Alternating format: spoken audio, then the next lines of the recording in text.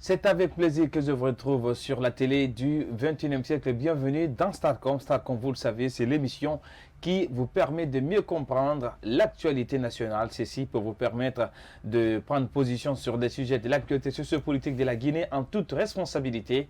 Au menu de Starcom aujourd'hui, nous parlons de l'élection présidentielle avec cette question: quel rôle qu'il faut désormais jouer les acteurs politiques pour une élection apaisée? Il faut dire qu'alors que la Commission électorale nationale indépendante s'active sur le terrain par rapport à l'organisation du scrutin présidentiel prévu pour le 18 octobre, la question et la situation sociopolitique reste tendue en Guinée. Alors cette question qui ne cesse de revenir dans les débats: quel rôle devraient jouer les acteurs de la société civile guinéenne pour une élection apaisée en Guinée? La question, c'est avec notre invité du jour, Dr Dansa Kourouma. Il est le président du Conseil national des organisations de la société civile guinéenne. Monsieur Kourouma, docteur, bienvenue dans l'émission Starcom et merci d'avoir accepté notre invitation. Merci, c'est un plaisir. C'est un plaisir pour parce que ça fait, voilà, on a battu dur pour vous avoir sur ce plateau. Tout à fait. Alors, on va commencer cette émission par situation oblige. Votre regard, parce qu'il faut dire que le CNOX est un partenaire important du gouvernement guinéen dans le cadre de sa réplique contre le coronavirus en Guinée. Alors, après 6 années de gestion, quel est votre regard sur la gestion de la pandémie en Guinée? Alors, d'abord, sur le plan du leadership... 6 mois de gestion, vous allez dire, oui. Oui, permettez-moi de reconnaître avec honnêteté que le chef de l'État, il est à l'avant-garde du combat ou de la réplique contre Covid-19. Il n'a ménagé aucun effort pour que l'ANSS ait les moyens pour pouvoir faire face à la pandémie. Deuxième chose, c'est les professionnels de santé qui sont le premier bouclier contre la pandémie, qui ont tiré les leçons certainement de Ebola, qui a beaucoup impacté les professionnels de santé. Si vous remarquez, vous voyez qu'il y a moins de médecins qui sont touchés par Covid-19. Ça, c'est une leçon importante à apprécier. Troisième chose, c'est l'implication de la société civile, surtout des ONG, dans la réplique ou dans la riposte contre Covid-19. Ça, nous avons joué un rôle central. Aujourd'hui, le CNOX a distribué plus de 2 millions de masques gratuitement. Et quand vous voyez le début de l'épidémie aujourd'hui, le masque se vendait à 10 000, 15 000 francs. C'est à Conakry ça ou bien c'est sur toute l'étendue internationale? Essentiellement sur le Grand Conakry. 2 millions de masques. C'est-à-dire Conakry élargi à Kindia, à Boké. Excusez-moi, à Dubreka, Folkaria et Koya. Et le masque s'est négocié à 15 000 francs.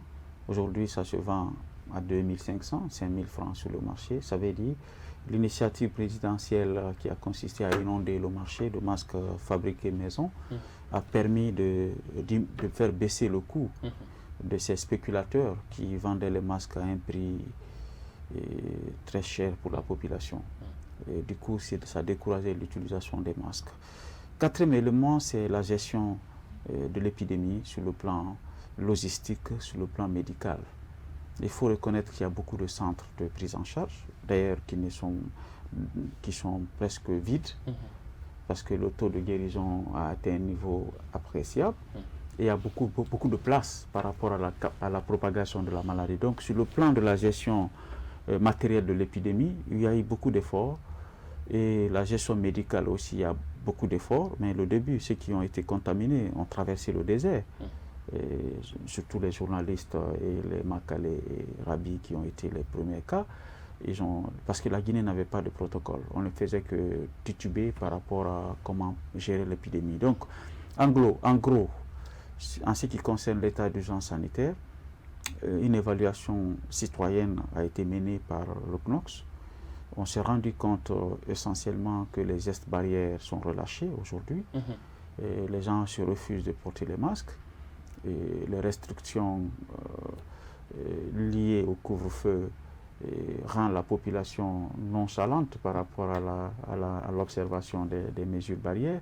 Et aujourd'hui, les politiques ont, par manque de de responsabilité ont instauré le 2 poids 2 mesures. Surtout je m'adresse aux partis au pouvoir, qui ne cessent d'organiser des conventions, des manifestations, et parfois les gestes barrières ne sont pas respectés. Donc devant cette situation, je conseillerais humblement, et d'ailleurs j'exigerai aux autorités de faire une réévaluation rapide des mesures de l'état d'urgence sanitaire pour l'ouverture des mosquées dans la ville de Conakry. Comme l'intérieur du pays, il n'y a pas de restrictions. Oui.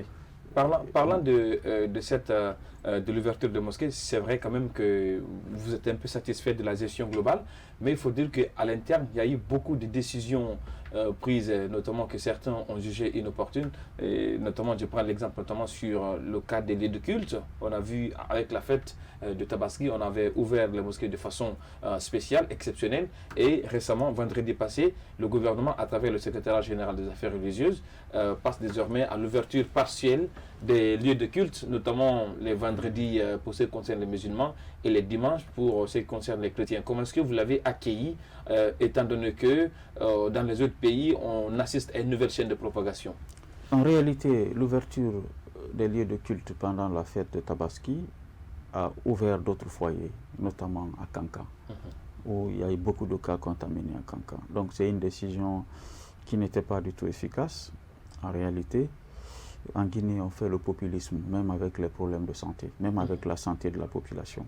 On fait de la politique partout. On voit tout au prisme de la politique politicienne. Donc en réalité, la fermeture des mosquées a son pesant d'or. Mais avec le comportement des hommes politiques, aujourd'hui les hommes de culte disent que la mosquée est moins un lieu de propagation que ce que vous faites dans la rue.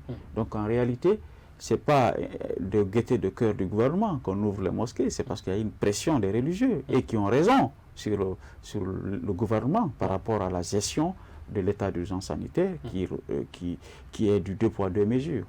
Donc je crois qu'il faut ouvrir les lieux de culte, peut-être en regardant, il faut que les mosquées, les conseils de mosquées prennent des engagements par rapport à l'observation de la distance dans la mosquée et le port obligatoire du masque pour rentrer dans la mosquée.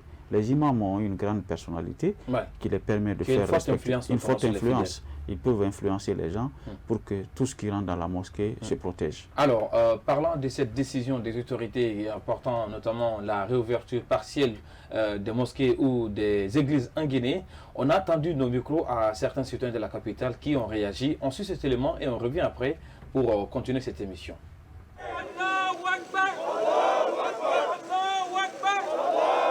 C'est par ce slogan que ce sitting a débuté devant le secrétariat général des affaires religieuses ce vendredi 28 août 2020.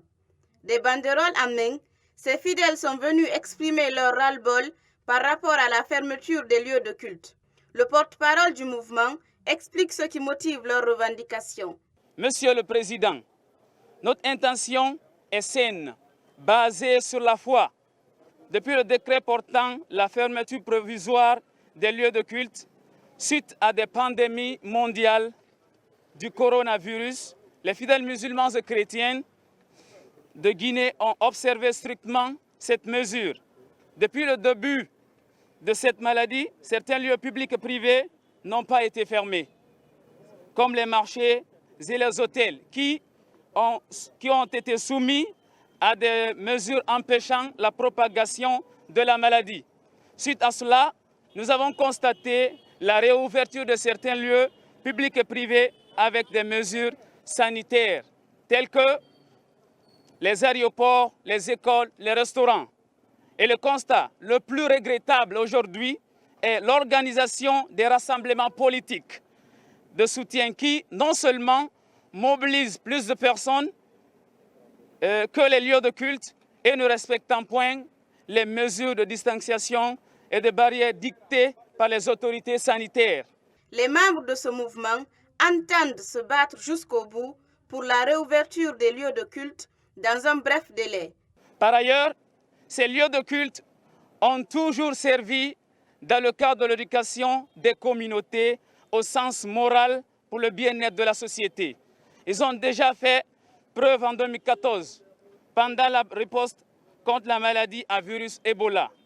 C'est pourquoi nous demandons aujourd'hui la réouverture de ces lieux de culte sans exception aucune, dans le plus bref délai, afin qu'ils continuent à accomplir ses devoirs religieux et sociaux envers la société. À la veille de ce sitting, le secrétaire général des affaires religieuses, Ali Jamal Bangoura, a rappelé que la réouverture des lieux de culte dépendra de l'évolution de la crise sanitaire. C'était cette manifestation organisée notamment par des fidèles musulmans devant le secrétaire général des affaires religieuses pour exiger la réouverture de mosquées, une manifestation notamment qui a été suivie par cette décision des autorités portant réouverture partielle de ces lieux de culte.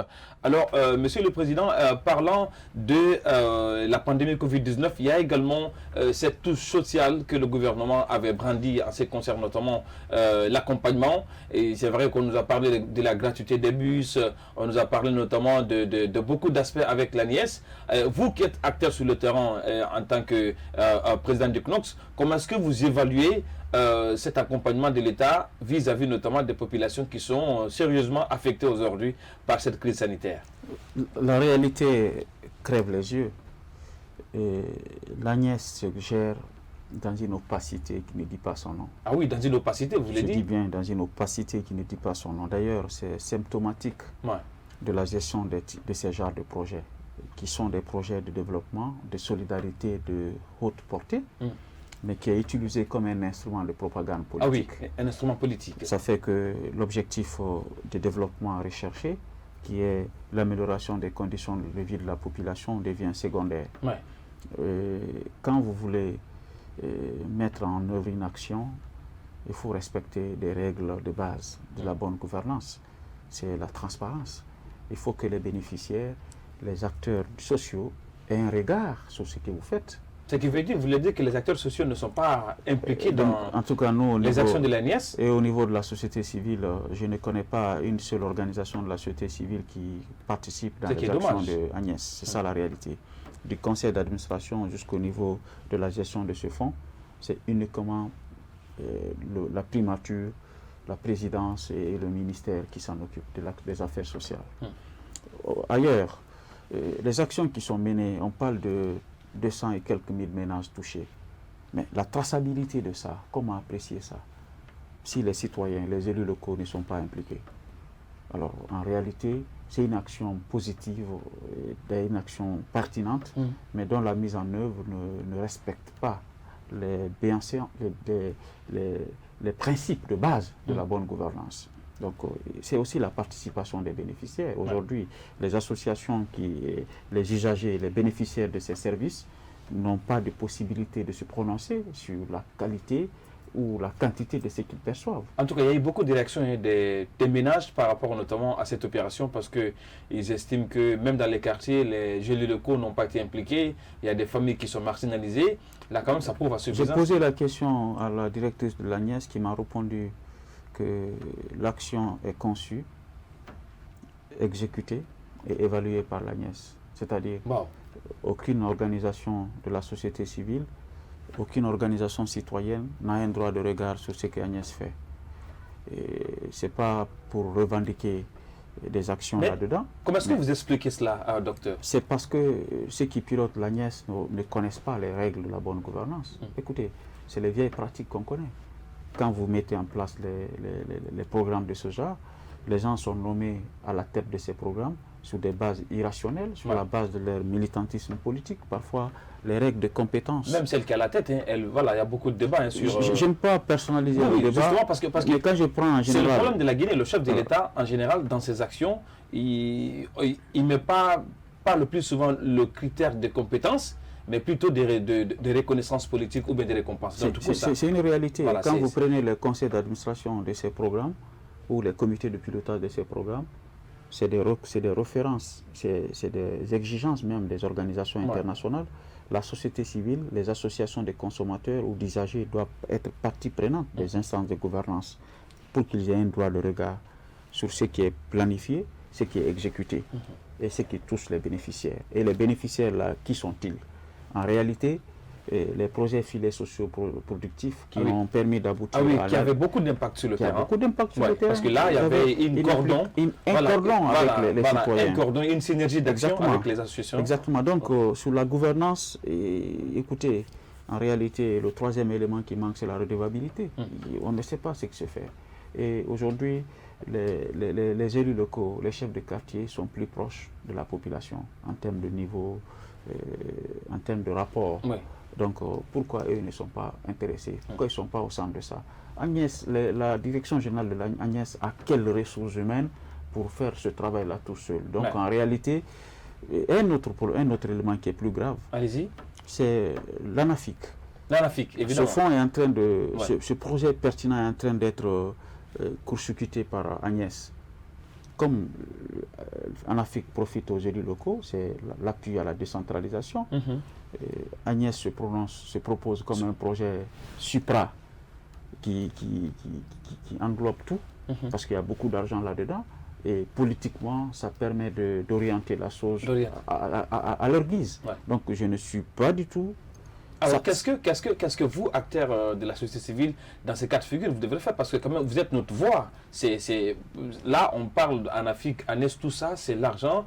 Ce sont quand même le revenu national que 2 ou 3 personnes ou le gouvernement ou l'État est en train de gérer à sa guise, étant donné que vous portez notre voix en tant que société civile. Dans ces cas de figure, qu'est-ce que normalement vous devez faire? En réalité, notre première arme, c'est la dénonciation publique devant les médias, pour que les gens comprennent que nous ne sommes pas du tout satisfaits de la manière dont ce programme-là est piloté. La deuxième chose, c'est de mener des enquêtes, c'est-à-dire faire une contre-expertise. Au cas où on dit que tel nombre de ménages sont touchés, allez-y rencontrer les ménages, évaluer ce qu'ils ont bénéficié et faire le rapprochement. C'est ce travail d'enquête sociale qu'on peut mener et sur la base de la dénonciation, parce qu'il y a une distance entre les règles de bonne gouvernance et la manière dont ce programme-là est piloté. Alors, je ne suis pas contre les personnes en réalité. C'est un principe administratif, c'est des principes de base de la gestion publique. Loin des hommes, si le manuel de fonctionnement de l'Agnès préconise des instances de gouvernance qui permettent aux élus, à la société civile d'être associés, il n'y a pas de raison que la directrice ne fonctionne pas de la sorte. Évidemment. Donc, en réalité, c'est un projet qui fait beaucoup plus de populisme et dans le cadre... Que d'accompagnement social. L'autre élément, quand nous allons être interrogés, parce que la Banque mondiale va mettre des sous, certainement, on va demander l'avis de la société civile. Nous n'hésiterons pas de dire ce dont ce projet souffre. Ce n'est pas pour attaquer les individus ou bien pousser pour que le projet s'arrête. Notre revendication, c'est pour l'amélioration de la gouvernance de la chose, parce que c'est un bien public. Alors, vous l'avez compris, chers téléspectateurs de cette émission, nous avons comme invité dans cette émission Starcom aujourd'hui Dr Dansa Kourma, président du Conseil national des organisations de la société civile guinéenne. On va marquer une courte pause avant de revenir dans cette émission pour parler du Front national pour la défense de la Constitution et de l'impact de la Covid-19 sur le processus électoral en Guinée. Mais c'est juste après ça.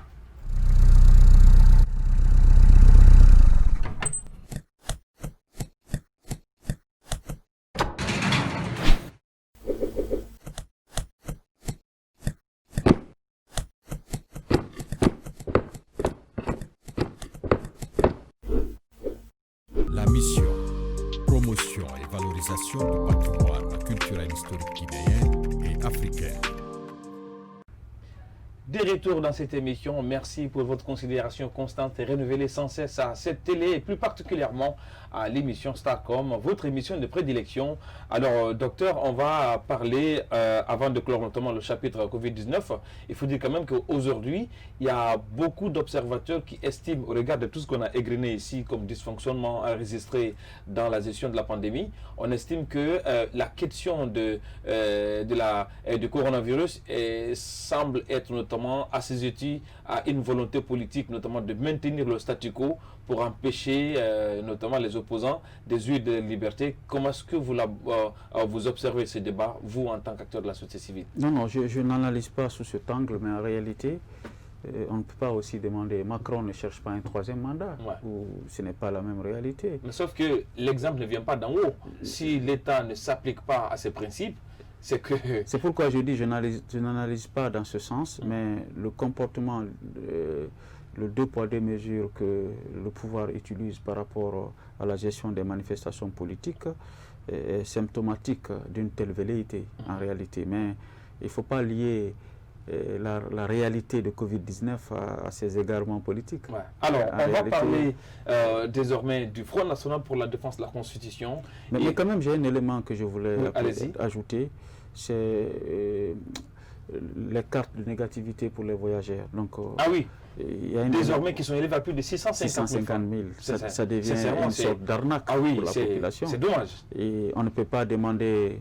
On ne peut pas instaurer la gratuité de l'électricité, la distribution de vivres à la population, les transports gratuits et prendre de l'argent sur les voyageurs. Si les gens ne voyagent pas, si le business ne marche pas, le pays ne peut pas bien se porter. Donc c'est une façon de donner par là et de récupérer en bas. Ce montant me semble être un montant exorbitant par rapport au coût de vie de la population. Et je demande aux autorités... Et ça fait l'objet de beaucoup d'altercations aujourd'hui. De diviser ce montant par 3.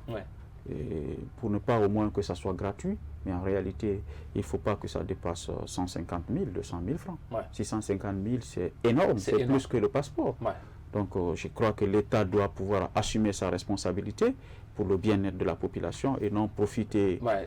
surtout en cette période de crise sanitaire. Voilà, cette période de psychose créée par l'arrêt des voyages pour arnaquer encore la population. Je suis totalement opposé à ce montant.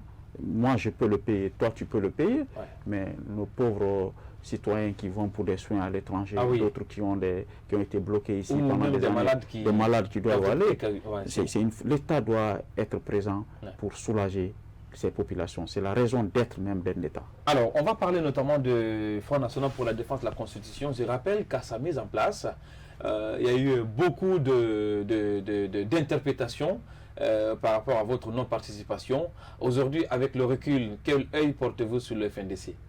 Mais écoutez, en tant qu'acteur de la société civile aguerri, je me trompe rarement dans mes grilles de lecture. Mes prises de position peuvent ne pas faire l'unanimité. Ce n'est même pas mon intention de faire l'unanimité. Le jour que je ferai l'unanimité, je vais raccrocher ce jour-là les crampons.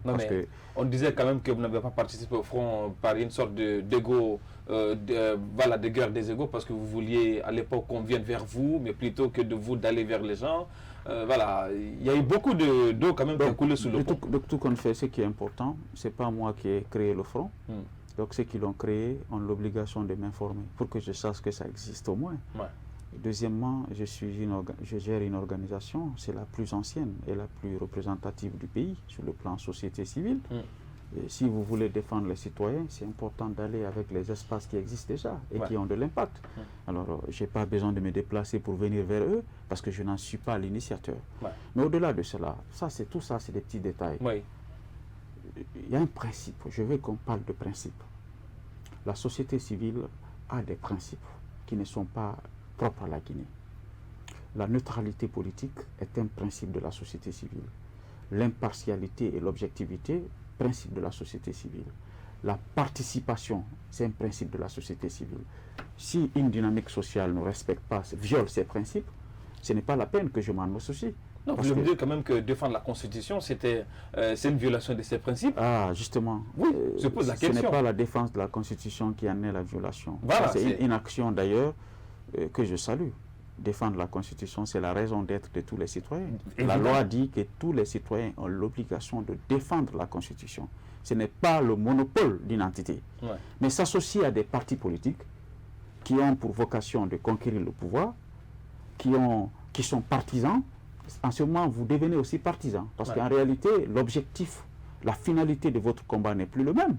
Pour preuve, l'histoire a donné raison. Combien de candidatures déclarées au sein du FNDC? On va en parler dans cette émission tout à l'heure. Donc en réalité, moi j'ai tiré les leçons de 2007, événement qui m'a permis de poser ma valise au niveau de la société civile, où quand ce mouvement de 2007 s'est tenu, c'était le syndicat et la société civile, les forces sociales, les forces sociales qui ont porté le mouvement. Alors, vous avez vu que ça aboutit à ce que ça aboutit. Mais en 2009, quand on a créé les forces vives, vous avez vu la finalité. Oui, ça a été plutôt politisé que... Politisé. Ouais. Dès que l'honorable Jean-Marie Doré a été nommé Premier ministre de transition, ça s'est arrêté là. Les forces vives se sont arrêtées par ça. Mais comme il y a beaucoup de jeunes novices, mais aussi des leaders qui viennent d'arriver dans le panier, qui avaient traîné leur botte ailleurs, dans le milieu politique ou dans le gouvernement, ils n'ont pas le réflexe de société civile. Aujourd'hui, Dr Dansakourma, qu'est-ce que ça vous fait? C'est normal. Qu'est-ce que ça vous fait d'être... parce que quand même, je rappelle qu'aux heures glorieuses, même si on ne va pas tourner la page du Front National pour la défense de la Constitution, parce que voilà, le combat reste sur le terrain, mais aux heures glorieuses du Front, avec toute cette mobilisation, comment est-ce que vous dormez à l'époque? Est-ce que vous vous sentez utile à cette nation? En toute objectivité, j'ai toujours bien dormi. Le CNOCS n'a jamais eu de difficulté de mener ses activités conformément à ses valeurs et principes. Parce que penser que tout se résumait à ces mobilisations, c'est oublier notre mission. Notre mission, ce n'est pas seulement aider les partis politiques à empêcher Alpha Condé d'avoir un troisième mandat, mais c'est aussi contribuer à ce que l'action publique soit pertinente, à ce que le gouvernement perçoit et dépense pour les citoyens aille au panier de l'aménageur. C'est pour veiller aussi sur l'impact de l'action du gouvernement sur la population. Cette évaluation, cette manière de regarder l'action publique pour qu'elle soit pertinente et efficace sur la population me semble être plus importante que ce tollé politique. Parce que ce combat politique-là, cette mobilisation de rue-là, en finalité, c'est pour permettre de créer les conditions d'une alternance démocratique. Et non d'amélioration des conditions de vie. Non, pas du tout. Ouais. Si vous liez l'amélioration des conditions de vie à l'alternance démocratique, c'est que vous ratez. Alors, il y a beaucoup de pays qui ont connu des alternances, mais ceux qui ont pris le pouvoir étaient plus corrompus que ceux qui ont cherché le pouvoir. Il s'est dit quand même en Guinée que désormais on a plusieurs catégories de la société civile, donc vous faites partir d'une catégorie qui est une société civile mouvancière, qui défend plutôt les intérêts de la mouvance présidentielle. On estime que Dansakourma roule avec Alpha Condé, même s'il n'y a pas d'éléments tangibles sur la question. Alors, qu'est-ce que ça vous dit tout ça? Est-ce que vous ne craignez pas, parce que quand même, le CNOCS a été une plateforme de référence en Guinée. Il l'est encore. Voilà, il n'y a pas d'autre plateforme de la société civile bâtie sur des principes. Qu'est-ce que ça vous fait qu'on dit que vous êtes manipulé, vous êtes acheté par le pouvoir? Mais en fait, le mot là, ça vient de toi. Parce qu'en réalité, on emploie. Ça vient de toi. Vous détractez sincèrement. Pourquoi je dis ça vient de vous? Parce que vous me connaissez depuis des années. Parce que j'ai une tête de quelqu'un qu'on peut manipuler. Parce que j'ai une tête de quelqu'un qu'un pouvoir peut posséder. Non, je suis beaucoup trop gros pour être avalé par un pouvoir. Mais en réalité, quand on perd une bataille, il faut chercher la petite bête. Ah oui, qui dans sa le FNDC a échoué dans son combat. Il faut porter le chapeau. Est-ce que c'est pas trop tôt selon vous de dire non, que le une preuve est là, une preuve tangible est là. On va évaluer sur les faits. Tant que le FNDC restera, société civile restera associée aux partis politiques dans le FNDC ne fera jamais le consensus dans le débat politique. Ça, je vous le dis. Pour preuve, des gros bonnets de cette entité ont porté leur candidature. La Constitution dont il est question, au lieu d'aller battre campagne pour que la population rejette la Constitution, on a préféré empêcher le scrutin de se dérouler. Pourtant, on ne peut pas refuser à une partie de la population d'exprimer sa volonté. Donc, empêcher un Guinéen de voter, c'est une violation de son droit. Vous devez le convaincre à voter contre ou tout, ou ne pas voter. Ne pas voter du tout. Oui. Mais faire des manifestations dans la rue, brûler des pneus, créer une sorte de chien-lit dans la ville, c'est de l'irresponsabilité. Moi, je crois le FNDC, le combat du FNDC a son sens, a son pesant d'or. Dans une démocratie, on a besoin d'une société civile qui travaille sur le développement, sur la gouvernance, une société civile qui se bat pour le respect des droits civils et politiques. Mais dès qu'on vous marie avec les partis politiques, vous perdez une partie de votre identité. Pour preuve, le discours qu'on tient à mon encontre, c'est une perte de temps. On n'est pas tendre avec vous quand même. C'est une perte de temps. Au sein du FNDC. Écoutez, je ne veux pas qu'on focalise le débat sur ça, parce que ça coule sur moi comme de l'eau sur la porcelaine. Pour preuve, ça ne m'a jamais empêché de mener mes activités. Mon discours n'a jamais changé. Je suis sur la même posture. Le jour que votre action sera appréciée par tout le monde, considérez ce jour-là que vous n'avez plus de raison sociale. D'abord, quand vous mourrez, tout le monde viendra dire du bien sur vous. Ah oui. Quand vous avez une maladie grave, on sait que vous ne servirez plus rien, tout le monde viendra dire du bien sur vous. Et le jour que vous êtes né, tout le monde dit du bien sur vous. En dehors de ces trois choses, même le prophète, salat salam, même Jésus-Christ, même Dieu n'a pas fait l'unanimité. Mais penser des acteurs de la société civile s'attaquer à d'autres acteurs de la société civile dans une insolence, dans une arrogance, dans la médisance et dans le mensonge, c'est ça, c'est de rabaisser le niveau de la société civile dans l'espace public.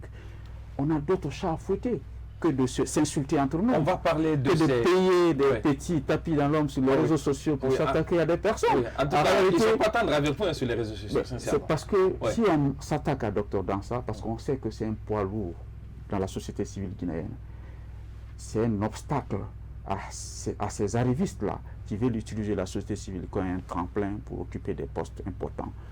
La réalité, le combat pour la défense de la Constitution, c'est un combat qui a son sens.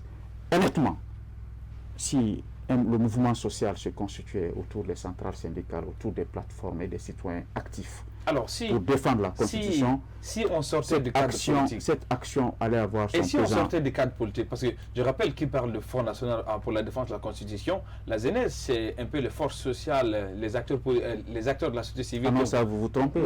Non, soi-disant force sociale, parce qu'à l'époque, quand il y a eu l'augmentation du prix du carburant, il y a une plateforme qui s'est déclarée force sociale pour notamment exiger la baisse du prix du carburant. À l'époque, ce n'était pas politique, et c'était conduit notamment par la PQ et autres.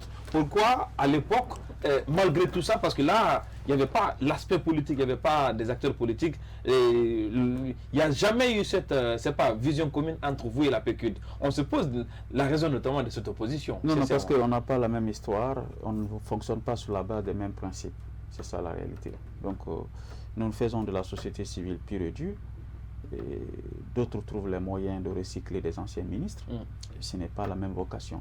Aucun ancien ministre n'occupe des fonctions au sein du CNOCS. Ça, c'est un principe que nous avons acté depuis 2007, parce que quand des membres de la société civile sont devenus ministres, la société civile a commencé à descendre aux enfers. Les gens ont estimé que c'est un tremplin. Donc chez nous, ça ne fonctionne, ça ne marche pas. Et vous l'avez compris. Mais d'autres réalités, il ne faut pas ramener les problèmes de la société civile à un conflit entre deux personnes. Non, mais c'est tout comme, sincèrement. En réalité, ce n'est pas bon pour les Guinéens. Non, que vous voulez ou pas, quand même, ça. Ce n'est pas bon. Si je suis l'invité, souffrez de me permettre de convaincre les auditeurs sur le bien fondé de ce que je dis. Les insinuations et les préjugés, vous en avez beaucoup, des caisses, même des réserves. Mais en réalité, ce n'est pas bon pour la société civile que les choses se résument à des personnes. En Guinée, le débat public en Guinée est toujours marqué par des problèmes de personnes. Moi, je voudrais que vous me jugiez à travers mon institution. J'ai une structure vieille de près de 15 ans qui est représentée jusqu'au dernier village de la Guinée et qui organise des congrès régulièrement, dont les instances de gouvernance sont renouvelées sur la base d'un congrès crédible. Les autres organisations de la société civile dont vous avez connaissance de l'organisation des congrès, dites-moi, y compris celles dont vous parlez. Quand est-ce que leur congrès a été organisé? Mais votre congrès également n'est pas... voilà, il y a beaucoup de... contesté. Oui, a été en quelque sorte contesté. Oui, il y a des contestateurs. Alors, je vais vous dire... Le congrès, notamment, le dernier congrès du CNOS, quand même, il y a eu des voix qui se sont élevées, soit disant que la forme démocratique n'a pas été respectée. Combien de voix? Bon, certains membres, quand même, sont sortis. Vous les avez entendus, forcément. Qui? Oui, quelques membres. Alors, justement, le jour qu'il n'y a pas de contestation d'un congrès, c'est qu'il n'y a pas eu de congrès. Parce qu'en réalité... En tout cas, ça fait un peu du tollé sur... Oui, mais c'est facile de faire du tollé sur la toile, même sur du mensonge. On peut faire du tollé, on peut faire du buzz. Il y a des gens qui insultent, il y a des académies d'insultologie aujourd'hui qui font du buzz sur la toile. Dommage pour la Guinée. En réalité, ce n'est pas ça qu'il faut regarder. Quelle est la voix dissonante? C'est le conseil régional de Conakry.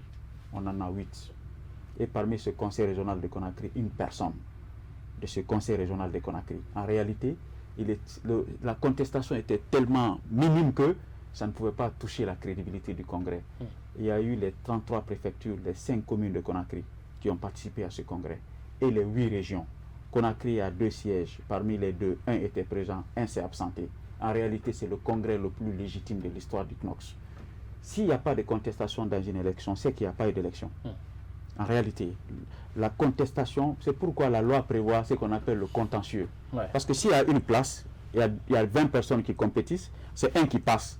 Les autres, s'ils ne sont pas des bons perdants, ils vont s'attaquer. Donc en réalité, avoir des discussions, c'est bon, mais ne pas faire, ça s'appelle quoi? Ne pas faire de congrès, ça s'appelle quoi? C'est plus dommage. Alors, donc, en réalité, moi, s'il n'y a pas d'adversaire, moi, je vais en créer. Alors, vous avez compris que c'est notre ça permet à un homme... dans cette émission, Dr Dansa Kourouma, président du CNOX. Alors, il le rappelait tout à l'heure dans ses propos en parlant du Front National pour la Défense de la Constitution, il y a de la dissension qui s'annonce au sein du FNDC, car des membres, pas des moindres, notamment l'UFDG et PADES, et pourquoi pas Kabele, qui annonce leur participation, même si on peut dire que l'UFDG est dans la formule de consultation, mais déjà on parle de 86% de fédérations qui s'accordent à la participation du parti à ces élections présidentielles. Alors on va suivre cet élément de reportage qui met en exergue notamment c'est l'avenir du FNDC qui semble être scellé, et on reviendra sur ce plateau pour parler notamment de la suite à donner au FNDC en termes de combat et pourquoi pas d'avenir.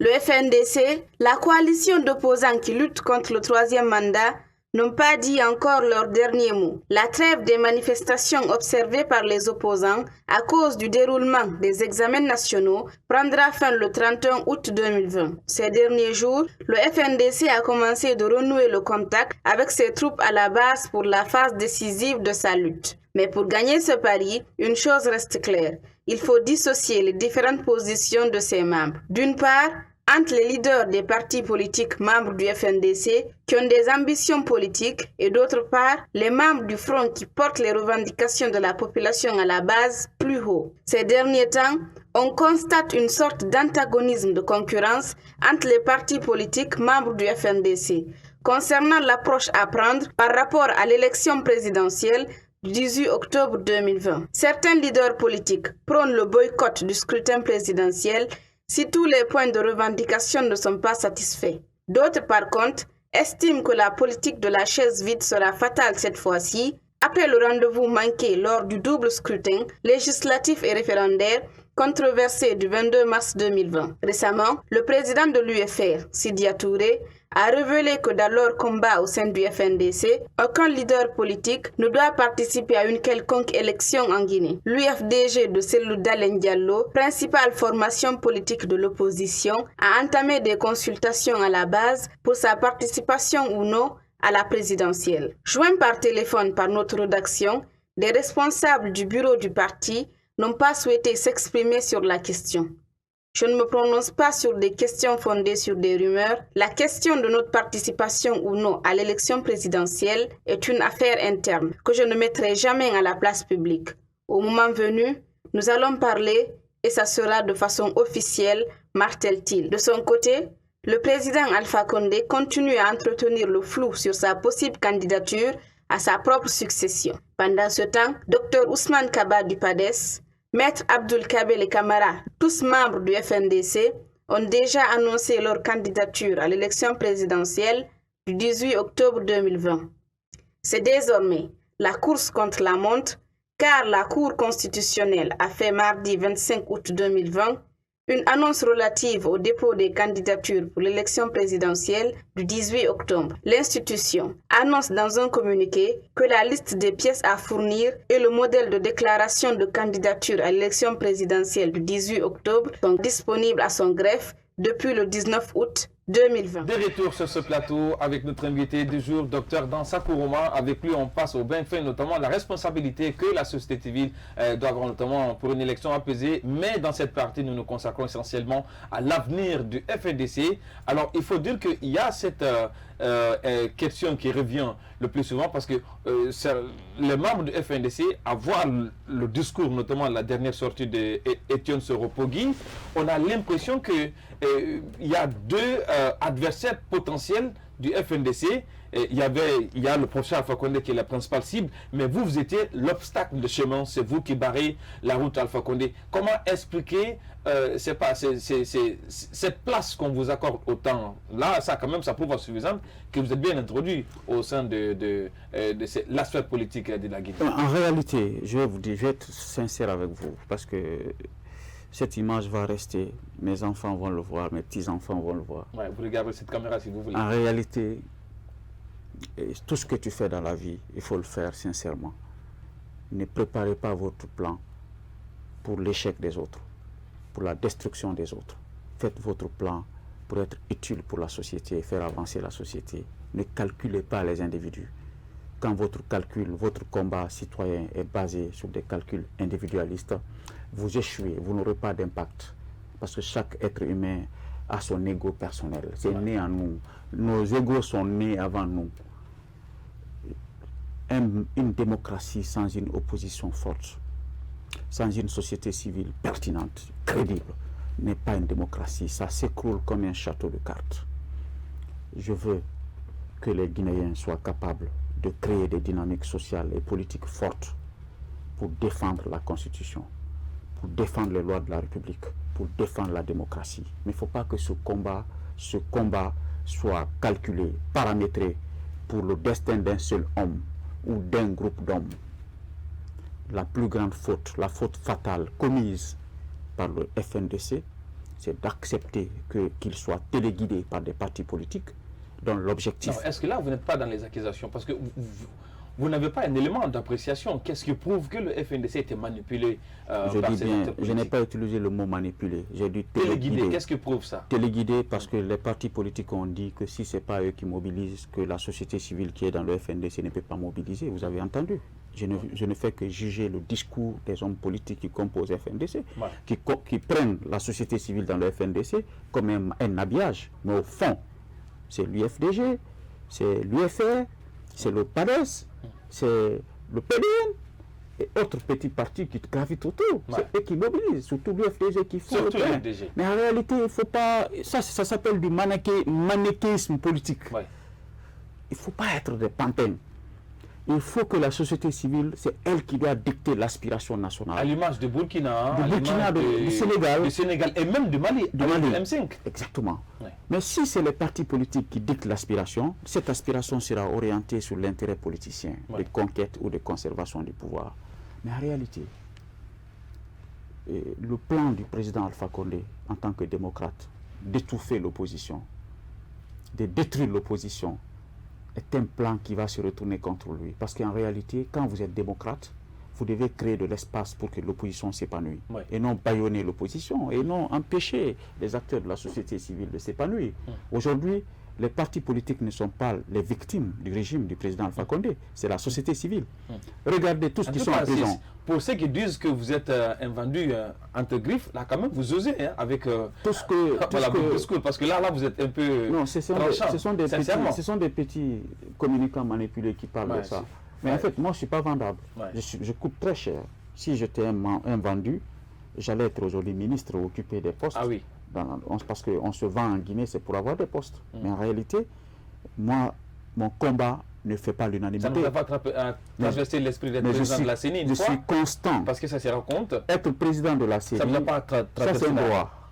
C'est un droit. Pourquoi? Je suis de la société civile et je suis parmi les Guinéens qui maîtrisent le processus électoral. Les deux choses font que c'est un poste qui me revient de droit. Mais si j'ai cédé le poste, je sais pourquoi je l'ai cédé. Parce que mon organisation a besoin de moi. Quand j'ai consulté les régionaux, sur les 8 régionaux, il y a 7 qui m'ont dit, si tu quittes le CNOX, qui va diriger le CNOX? Donc j'étais dans une situation de redevabilité vis-à-vis de ceux qui m'ont porté à la tête de l'institution. Mais celui qui est là-bas, il est du CNOX. Évidemment. Et je continue mon combat encore. Autre réalité, je n'aime pas parler de moi. L'histoire est écrite. On saura un jour ce que chacun a fait dans ce pays. Mais la réalité, il faut que le président Alpha Condé comprenne que plus l'opposition se porte mieux dans un pays, plus les libertés individuelles et collectives sont garanties, protégées, plus la sécurité des militants, des manifestants est garantie, plus le rôle, c'est-à-dire cette qualification d'opposant historique, de père même de la démocratie, a son sens. Mais si l'opposition se porte mal, il n'y a pas de démocratie. Il n'y a pas de démocratie sans une opposition forte. Mais à l'opposition, si vous voulez conquérir le pouvoir, il faut vous prêter, il faut vous apprêter. C'est les argumentaires, c'est la mobilisation, c'est la persuasion et non la récupération ethnique. En réalité, il faut arrêter de se victimiser. Ce ne sont pas les partis politiques qui sont victimes, c'est la société civile. Fonike Mengue, Kunduno, Ibrahima, Sano, Bella, et je ne sais pas qui d'autre. Ils sont nombreux. tous qui ont été arrêtés, qui croupissent devant les barreaux, qui ont été emprisonnés, ne sont pas les responsables des partis politiques. Et même des victimes également. Même ceux qui sont morts dans la rue ne sont pas des responsables des partis politiques. Oui. L'une des premières victimes, c'est Koula, le journaliste qui a été tué. Oui. Mais en réalité, il faut qu'on ose dire la vérité. Les partis politiques se victimisent. Leur combat, c'est pour diaboliser la société civile et dérouler leur plan machiavélique de conquête ou de conservation du pouvoir. Mais en réalité, ils n'osent pas assumer. Parce que leurs militants, leurs responsables, ils ne descendent pas dans la rue. Évidemment. C'est les enfants des autres qu'on expose. Il faut que ceux qui dirigent le pays, qu'ils soient le ministre de la Sécurité, le ministre de la Défense, et tous ceux qui sont chargés, le ministre de la Justice, du respect de la loi dans notre pays, ils doivent savoir que chacun est en train d'écrire les propres pages de son histoire. Ah oui. L'histoire est têtue. Les crimes contre l'humanité sont imprescriptibles. C'est-à-dire, quel que soit le temps que ça durera, vous allez répondre. Donc je demande à ces autorités-là, s'ils veulent rentrer dans l'histoire par la grande porte, qu'ils préservent les droits des citoyens de manifester. Et les opposants qui poussent ces enfants à se faire tuer doivent comprendre que leurs enfants sont à l'abri. Ils sont en train de pousser les enfants des autres. S'ils ne payent pas dans ce monde ici-bas, ils vont trouver la facture devant eux à l'au-delà. Alors, il y a cette question qui se pose désormais par rapport au FNDC. Alors, avec tout ce qui se dessine, notamment ces grands partis, les ténors qui sont aujourd'hui membres du FNDC et qui n'excluent pas de se présenter à l'élection présidentielle, quel regard portez-vous sur l'avenir du FNDC? Est-ce qu'on va tout droit vers le déclin ou bien un éclatement total du FNDC? En fait, mon souhait est que le FNDC tire les leçons. Ils s'affranchissent de l'influence de ces partis politiques qui ne sont que des opportunistes. Et ils profitent de la neutralité ou de la respectabilité de la société civile au niveau international pour profiter et dérouler leur agenda politicien. Il faut que les gens tirent les leçons. Ils ne sont pas des enfants. La société civile qui est dans le FNDC, ils sont des personnes majeures. Et puis qu'ils arrêtent d'attaquer. En fait, quand vous vous attaquez à des figures de la société civile, vous pensez que c'est des individus que vous attaquez, mais vous décrédibilisez la corporation. Ah oui, surtout c'est... Je leur donne cet enseignement-là. Il faut qu'ils arrêtent de s'attaquer les uns aux autres. Si vous voulez qu'on travaille ensemble, mettez les choses sur la table, on s'accorde sur ce que nous menons comme combat. Ce qui veut dire que ce n'est pas exclu que le CNOX puisse collaborer. Le combat pour la protection des libertés, pour le respect de la Constitution et pour la transparence du processus électoral et la bonne gouvernance dans le pays, je le mènerai jusqu'à ma mort. Mais je ne m'affilierai pas à un parti politique pour le faire. Le jour que je décide de faire la politique, je démissionne à la société civile, je crée mon parti et je cherche à conquérir le pouvoir. Mais je ne peux pas être utilisé comme un instrument par un parti politique pour faire dérouler son dessein machiavélique. Ça, c'est de l'immaturité. J'ai dépassé ce stade. Et vous l'avez compris, ce sont les propos de notre invité du jour, Dr Dansa Kourouma, qui parlait notamment du FNDC et de l'avenir notamment du front dressé contre un troisième mandat d'Alpha Condé. Alors nous, on va marquer une courte pause avant de partir vers la dernière partie de cette émission pour notamment ouvrir désormais la page qui est accordée aux acteurs de la société civile en termes de rôle et responsabilités qu'ils doivent assumer pour l'organisation d'une élection apaisée en Guinée, crédible, acceptée de tous. La réponse, c'est après, juste après cette petite courte pause. On revient après dans cette émission.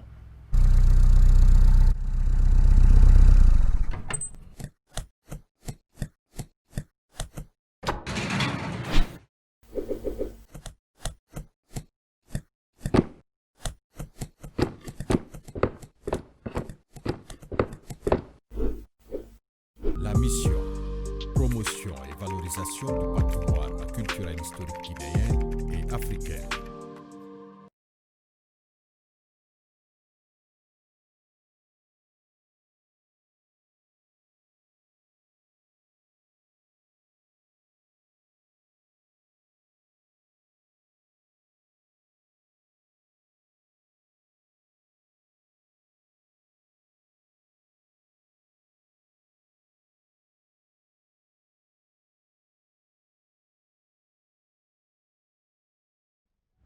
De retour dans cette émission Starcom consacrée essentiellement à la responsabilité et le rôle que doivent jouer les acteurs politiques pour une élection apaisée en Guinée.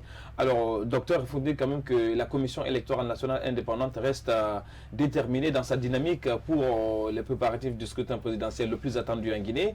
Aujourd'hui, on sait quand même que cette élection intervient dans un contexte de crise sociale notamment tendue en Guinée. Alors, cette grosse question, qu'est-ce que vous, les acteurs de la société civile, devrez faire pour qu'on aboutisse à une élection transparente, crédible et surtout apaisée?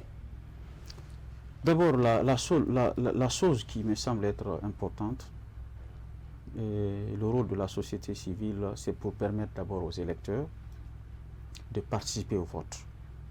Parce que les élections, c'est pour les électeurs. Ce n'est pas pour les partis politiques. Les partis politiques s'accaparent du vote parce qu'ils ne connaissent pas. Les partis politiques sont des démarcheurs. La politique, c'est-à-dire le vote, le scrutin, c'est pour permettre aux citoyens de choisir. D'exprimer leur voix. D'exprimer leur voix en faveur d'une personne. Que cette personne soit présentée par un parti X ou un parti Y, l'essentiel est que la personne elle-même est un électeur aussi. Oui. Donc les élections, c'est pour les électeurs. La cible de la société civile, c'est d'avoir le bon électeur. Cet électeur qui connaît ses droits et ses devoirs, qui connaît apprécier les projets de société et qui connaît l'importance du vote. En réalité, on va sensibiliser la population guinéenne pour les comprendre que le changement qu'ils souhaitent ne peut être obtenu que dans l'urne. C'est en regardant les candidats, leur passé, leur présent et ce qu'ils promettent au pays. Voir s'ils sont sérieux et voter pour eux. Ne pas regarder leur communauté, leur ethnie, leur origine ou l'argent qu'ils possèdent. En réalité, ce qui rend la vie politique guinéenne compliquée, c'est que ceux qui cherchent le pouvoir sont des anciens dignitaires du pouvoir. Il n'y a pas d'hommes politiques neufs. Ceux qui sont neufs, ils ne sont pas forts. Ils sont en minorité. Parce que le projet politique est financé par l'argent de l'État, qu'il soit de l'opposition ou de la mouvance. Un ancien Premier ministre qui quitte les affaires et crée son parti. Un ancien ministre de l'économie et des finances qui quitte les affaires et crée son parti. Un gouverneur de la Banque centrale crée son parti. En réalité, c'est l'argent de l'État qui est recyclé dans la vie politique nationale. La politique guinéenne sera saine quand on va arrêter ce principe de recyclage de l'argent public. Que chaque parti mobilise l'argent par ses électeurs ou par ses fans ou par ses sympathisants. La deuxième chose, c'est la régularité du vote. On va veiller à ce que le scrutin soit régulier et équitable. Pourquoi? Nous voulons que le Guinéen qui a le meilleur profil soit choisi pour diriger la Guinée. Mais il faut que le vote soit équitable. Pour ne pas que le vote soit seulement en faveur du parti au pouvoir ou d'un certain parti politique de l'opposition. Mais si le vote est fait pour permettre à un parti qui est né hier d'avoir le suffrage qu'il mérite, dans la sincérité et dans la transparence, là, l'alternance est possible.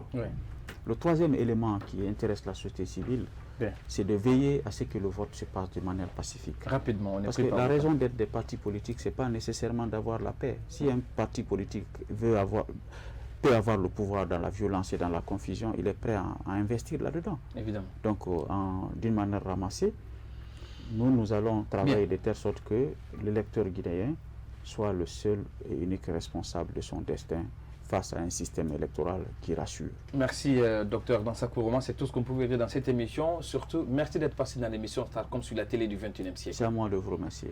Et c'est un plaisir. Merci également. Vous l'avez compris que c'est la fin de cette émission Starcom sur Star 21 TV. On se reprend dans cette même émission avec d'autres acteurs de la vie sociopolitique de la Guinée. Et restez constamment sur cette télé car le meilleur reste à venir. Au revoir.